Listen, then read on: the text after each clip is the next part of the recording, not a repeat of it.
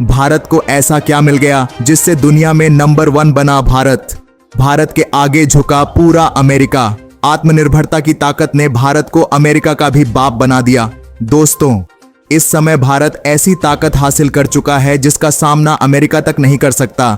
जिस तरह भारत में नए नए डेवलपमेंट हो रहे हैं, उसे देखकर चीन के भी होश उड़ गए हैं। इन देशों को इतना डर सता रहा है कि इसका अंदाजा आप इसी से लगा सकते हैं कि ये देश भारतीय वैज्ञानिकों को खरीदने के लिए बड़े बड़े रिसर्च इंस्टीट्यूट से कांटेक्ट कर रहे हैं ताकि भारत इन देशों से ज्यादा डेवलपिंग कंट्री न बन पाए। लेकिन इसी बीच भारत ने एक ऐसा कारनामा करके दिखा दिया है कि चीन, अमेरिका और जापान में भूचाल आ गया है। आपको बता दें, ये देश भारत को नीचा दिखाने के लिए जो जाल बिछाए हुए हैं, ये खुद उसमें फंसते जा रहे हैं। अब तो आलम ये हो गया है कि इनकी इकोनॉमी धड़म से नीचे गिरना शुरू हो गई है और भारत की इकोनॉमी आसमान छू रही है। दरअसल दोस्तों, भारत को अमेरिका, दुबई, यूएई और सऊदी अरब की तरफ से ऐसा तोहफा मिल गया है कि भारत दुनिया में नंबर 1 बन गया है। इन देशों को तनिक भी अंदाजा नहीं था कि भारत इतनी बड़ी ऊंचाइयों को छू लेगा। सबसे खुशी की बात तो ये है कि भारत को इतनी बड़ी कामयाबी 140 करोड़ भारतीयों की वजह से ही मिली है, इसलिए पूरी दुनिया हैरान है। और एक बात और आपको बता दें कि जब से मोदी सरकार आई है, उसके बाद से ही भारत में नए नए इनोवेशन हो रहे हैं जो 75 सालों में नहीं हुए।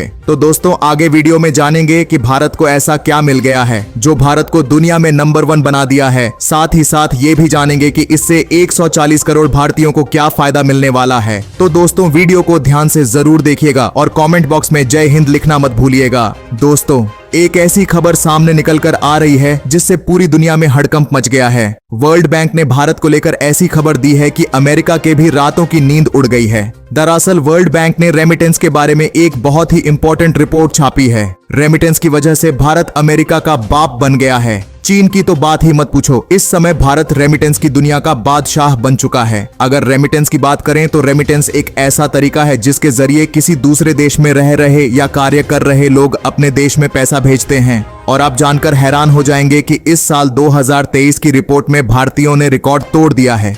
करीब 125 बिलियन डॉलर दुनिया के अलग अलग देशों में जो भारतीय काम करते हैं, उन्होंने कमाकर पैसे भारत में भेजे हैं और इसी के साथ भारत पूरे वर्ल्ड में रेमिटेंस के मामले में नंबर 1 देश बन गया है। यानी कि भारतीय लोग सबसे ज्यादा पैसा कमाकर भारत में वापस अपने परिजनों को भेज रहे हैं। और यह 125 बिलियन डॉलर बहुत ही विशालकाय रकम है, क्योंकि दुनिया में कम से कम 65 ऐसे देश हैं जिनकी टोटल जीडीपी यानी टोटल अर्थव्यवस्था भी 125 बिलियन नहीं है। इसके पीछे वर्ल्ड बैंक ने यह भी कारण बताया है कि जो दुनिया के बाकी के देश जैसे कि पाकिस्तान हो गया, फिलीपींस हो गया, बांग्लादेश हो गया, इनके नागरिक ज्यादा संख्या में काम करते हैं, लेकिन फिर भी उनके रेमिटेंस इससे कम है। वह कम पैसा कमाकर अपने देशों को भेजते हैं। इसके पीछे कारण यह है कि जो भारतीय लोग हैं वह ज्यादातर अब व्हाइट कॉलर जॉब में लगे रहते हैं, यानी कि विदेश में कोई डॉक्टर बन गया और कोई इंजीनियर बन गया। इसके अलावा भी भारतीय लोग पश्चिमी देशों में जाकर अब बिजनेस भी भारी मात्रा में स्टार्ट कर रहे हैं और इसी वजह से जब वह ज्यादा इनकम करते हैं तो अपने परिजनों को भारत में ज्यादा डॉलर भी भेजते हैं।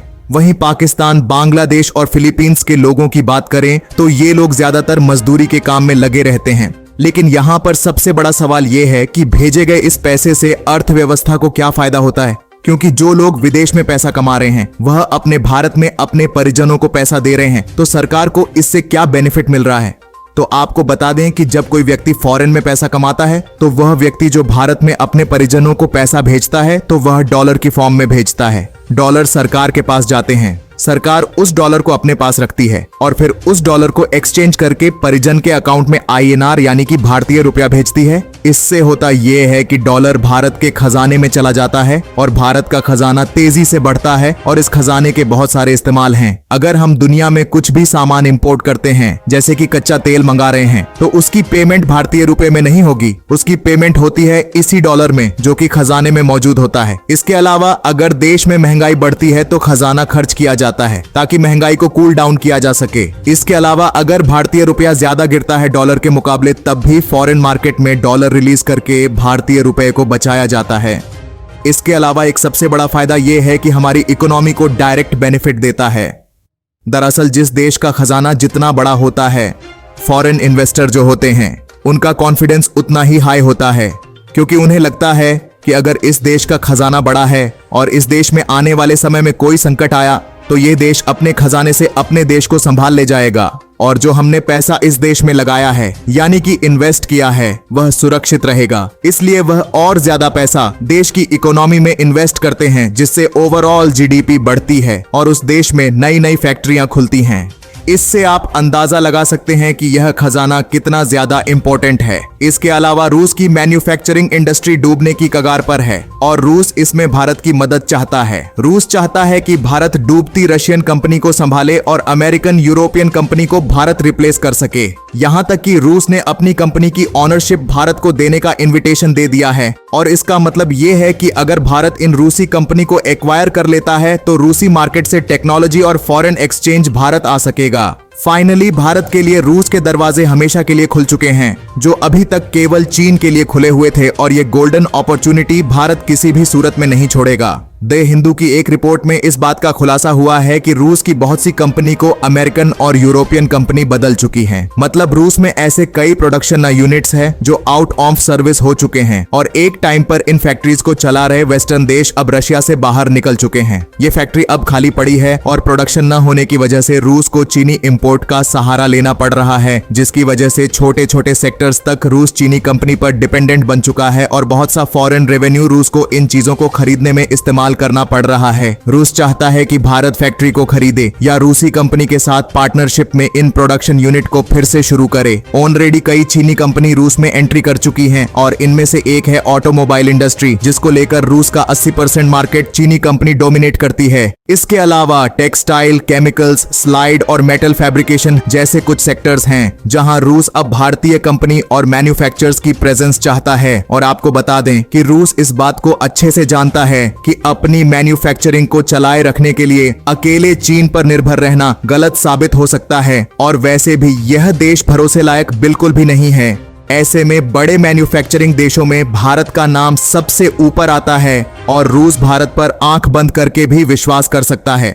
दरअसल रूस में Saint Petersburg International Economic Forum यानी कि ASP-IEAS का आयोजन किया जा रहा है। इस इवेंट का मेन पर्पज नॉन वेस्टर्न देशों से इन्वेस्टमेंट रूस में लाना है। इस इवेंट से रशिया के एलाइड देश जैसे कि जापान, कोरिया, ताइवान और यूरोपियन देश बाहर रहने वाले हैं। इन देशों के अलावा भारत और चीन को छोड़कर ऐसा कोई भी देश नहीं है जो इतने बड़े लेवल पर मैन्युफैक्चरिंग अपने यहाँ पर शुरू कर चुका है। हालांकि टेक्सटाइल और फुटवियर के सेक्टर में बांग्लादेश और वियतनाम जैसे कुछ देश हैं, लेकिन ये सेक्टर्स नॉन क्रिटिकल कैटेगरी में आते हैं। कुछ दिनों पहले एक खबर आई थी जिसमें भारत की गोवा शिपयार्ड को रूस की तरफ से 24 कार्गो जहाज प्रोड्यूस करने का कॉन्ट्रैक्ट मिला था।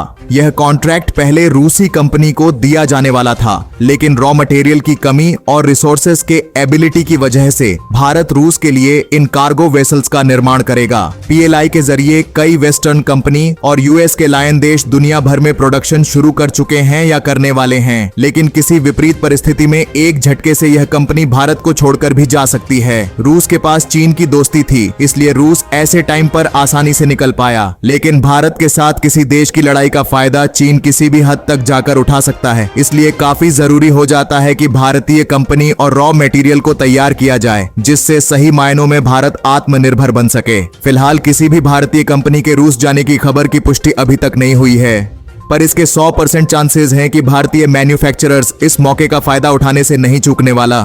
तो दोस्तों, क्या भारत को रूस में अपनी कंपनी सेटअप करनी चाहिए कि नहीं? कमेंट बॉक्स में जरूर बताइएगा। तो दोस्तों, जय हिंद, जय भारत।